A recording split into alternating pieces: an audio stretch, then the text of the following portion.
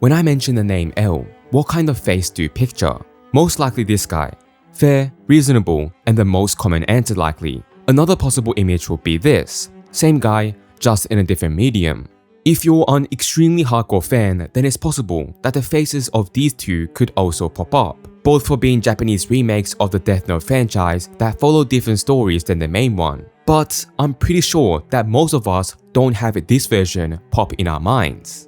No disrespect to the actor of course, but it would have been really the best to never associate yourself with the absolute travesty of an American live-action adaptation of an anime that could have only, and not surprisingly enough, end up a disaster and become a part of whitewashing political side of things. Putting that aside, if I were to ask you what kind of person Lawliet was, I would presume the answer was something like this. L is a detective. A world-class one with unparalleled intelligence and ability to solve cases, with him having global influence due to the status he has risen to by his sheer ability as a detective. That's something unchanging between all the images of L, whether that be this, or that. Of course, sadly, the exception to this rule is none other than this guy. Not only is he technically not Lawliet, given his surname by American birth is most likely to be something else, which the movie makes a bit clear with its westernization of names and everything in general. But somehow, this guy's incompetence is on the level of the policemen you see dash videos on making some dumb mistake, and then later getting sued a few $100,000 and losing their entire job over a power trip.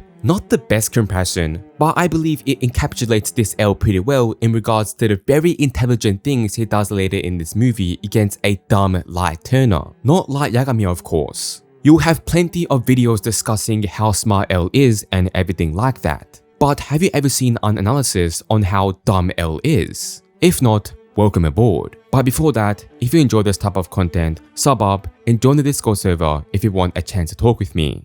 Now, let us get to the question. How dumb is Netflix L? Firstly, before we get to L himself, we have to know just a bit about his genius rival in this movie, Light Turner.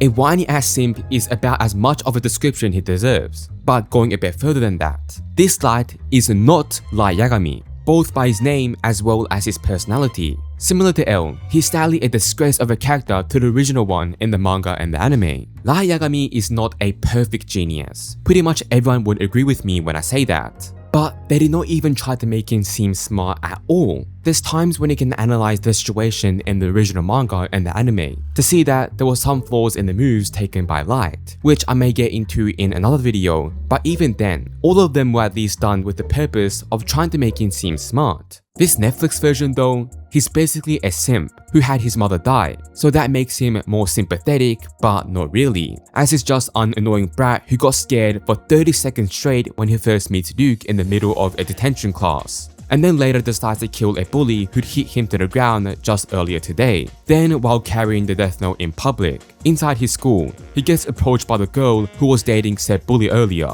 and tells her about the Death Note, and they just become kira together. That's all the setup I'm going to give because I really don't believe this movie deserves any more time wasted on it than necessary trying to dissect the earlier parts. Light Turner's first kill is a person who had beaten his ass multiple times beforehand, and his second death just so happened to be the person who had murdered his mother in a hit and run. And for some reason, not a single soul, including L in this movie, makes a connection to this point at all, despite basically being a suspect by proxy.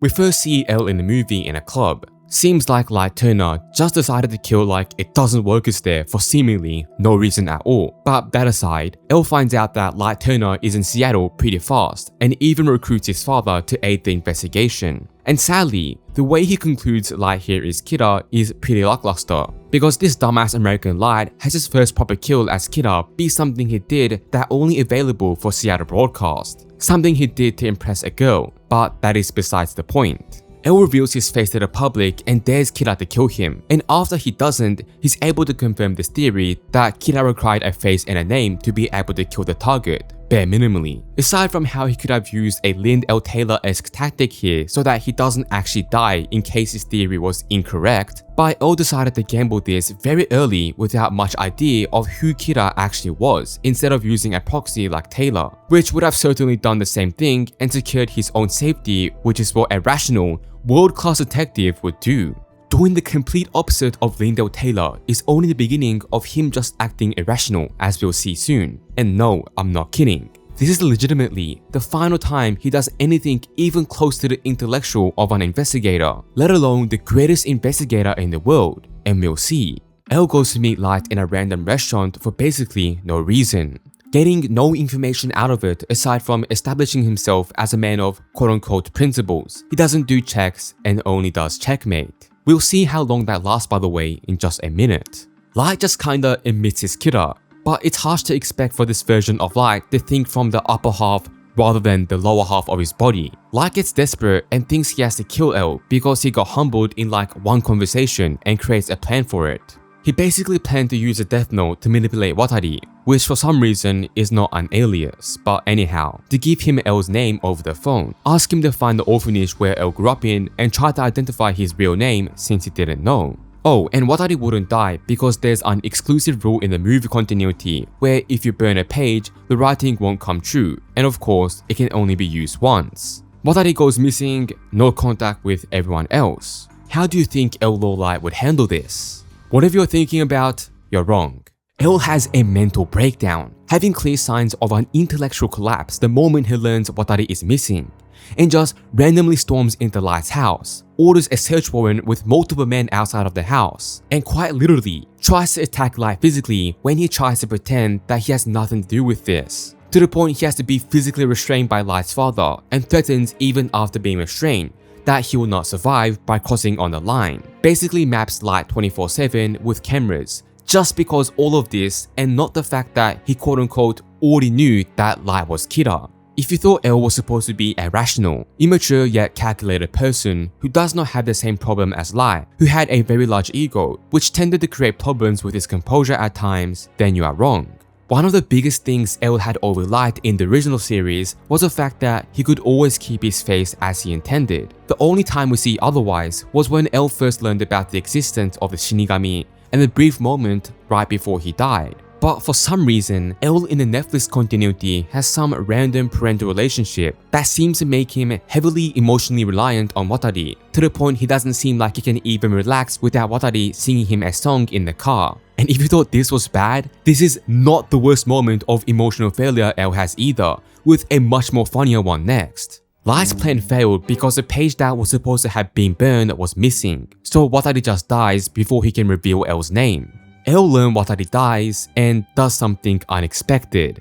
He screams and opens a suitcase with the most random thing ever, a gun from Blade Runner. Yes, a gun from Blade Runner. Blade Runner, the sci-fi setting. Don't ask me why or how it's there, but it just was. L gets so mad and angry that he goes against the law itself and goes out of his way to kill Light because of what he did to Watari, and gets the entire task force, basically everyone looking to stop him now that he was armed with this special ass gun just to kill Light. He starts chasing him over the city, running into public property and almost running over a few people along the way just so he could kill Light. And in the alleyways, he constantly runs into people without a damn care in the world. L basically chases him straight for 5 or so minutes after running through multiple alleys, roads, and buildings, before finally catching him in a corner where he couldn't run away anymore. L talks about how he should have known what would happen if he didn't stop Watari, and as Light tries to explain, a random guy shows up from the behind, and L tells him he's with the law enforcement and that this guy is killer, thinking that would explain the situation. Enough that the guy decides to knock L out with a wooden stick to the head. Yeah, L gets knocked out the main climax and doesn't even get a chance to witness it because he didn't consider the possibility that the guy behind him might be a killer worshipper. He only gets to show up after it's over and sees a page that falls, eventually burning, that belonged to the Death Note. I don't even know what to say, man, like, it's just embarrassing. L doesn't even get a chance to be the final villain either. It's literally just Light's girlfriend who became the final villain, and ironically is just as stupid as these two idiots, which might make it a perfect trio in the end. L doesn't even maintain his dignity afterwards, as his theory with Light being killer becomes fundamentally impossible, because the killing still continued even after Light went into a coma, which basically robs him of all the trust the investigation force had on him. Not to mention his insane attempt to just straight up off Light because he thought he was killer, basically getting kicked off the case and being sent off elsewhere. Right in the end does L realize the Death Note is a thing, by connecting things he would have noticed if he actually wanted to think about anything without boiling his emotions. And in the end, he does find a page of the Death Note. It even goes as far to imply this L was so pathetic that he just genuinely seemed to have intent on writing Light's name, basically throwing all of the whole dynamic apart by literally just killing Light without finding the appropriate evidence for it, or at least almost doing so, since it's not clear whether he does eventually end up doing it. This L gets overshadowed as a main antagonist by Misa's alternative version, Mia, and then basically follows none of the personality of L beyond his superficial, surface level quirks, and has not even 100th of the deductive reasoning the original L had. It is genuinely embarrassing how this L's composure is probably worse than Light's before he fell for the Lindell Taylor trap. This movie is not only atrocious when we analyze the writing of this absolute failure that wants none of what makes the actual original series special to say, and still eat their cake by presuming the viewer watched or read the source material so that they don't have to spend time establishing information from there. I'm not gonna assume your opinions on Death Note's mind games, but anyone would at least agree there was at least an earnest attempt to do something smart. But there's absolutely none of that.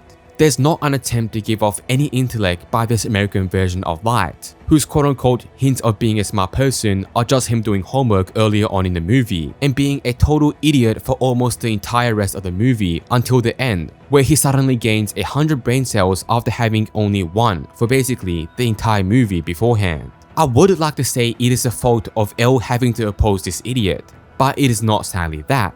Light Turner is not smart, but for God's sake, this L is even worse in basically every regard. As if this Light was any smarter, then this L would have lost before he could have even done the stupid chase to murder Light, and he still fumbled the bag. A fraud is not enough to just describe how trash this L is. L doesn't even get introduced until like 2/3 of the movie has already passed to let him do anything, which might be a good thing because knowing his track record, he might have ended up making even more stupid decisions had he got the chance to make more decisions. I can only imagine enjoying this movie if I was drunk without anything else to do for the night if I had the chance to watch it for the first time. There would at least be room for me to possibly forget about the movie the day after, and if you haven't watched this movie, then I suggest you do the same. I'm never going to cover this worthless pile of garbage ever again. And there's a part of me that hopes the Naruto live action that's coming out sometime soon won't be delivered as a script worse than what any Death Note fanfiction writer could have come up with. The only time I might bother covering this ever again is if I go out of my way to rank every version of Death Note adaptation,